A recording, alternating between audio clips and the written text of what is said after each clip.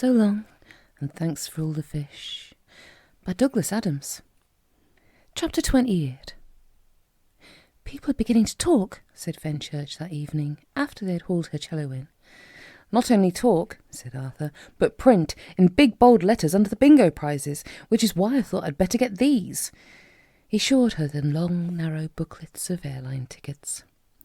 Arthur, she said, hugging him. Does that mean you've managed to talk to him? I have had a day, said Arthur, of extreme telephonic exhaustion. I have spoken to virtually every department of virtually every paper in Fleet Street, and I've finally tracked his number down. You've obviously been working hard. You're drenched with sweat, poor darling. Not with sweat, said Arthur wearily. A photographer's just been. I tried to argue, but, well, never mind. The point is, yes. You spoke to him. I spoke to his wife. She said he was too weird to come to the phone right now, and I could call back. He sat down heavily, realised he was missing something, and went to the fridge to find it. Want a drink? Would commit murder to get one. I always know I'm in for a tough time when my cello teacher looks me up and down and says, "Ah, yes, my dear, I think a little Tchaikovsky today." I called again, said Arthur, and she said that he was 3.2 light years from the phone, and I should call back. Oh. I called again. She said the situation had improved. He was now a mere 2.6 light years from the phone, but it was still a long way to shout. You don't suppose, said Fenchurch doubtfully, that there's anyone else we can talk to? It gets worse, said Arthur. I spoke to someone on a science magazine who actually knows him, and he said that John Watson will not only believe, but will actually have absolute proof, often dictated to him by angels with golden beards and green wings and Dr. Scholl footwear, that the month's most fashionable silly theory is true. For people who question the validity of these visions, he will triumphantly produce the clogs in question, and that's as far as you get.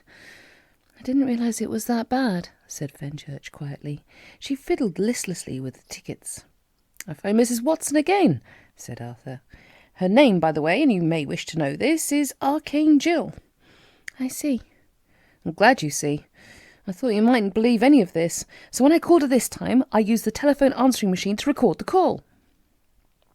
He went across the telephone machine and fiddled and fumed with its buttons for a while, because it was the one which was particularly recommended by Witch magazine and is almost impossible to use without going mad. Here it is, he said at last, wiping the sweat from his brow. The voice was thin and crackly with its journey to a geostationary satellite and back, but was also hauntingly calm.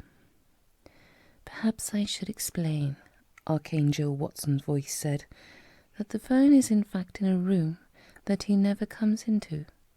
It's in the asylum, you see. Wonko the Sane does not like to enter the asylum, and so he does not. I feel you should know this, because it may save you phoning.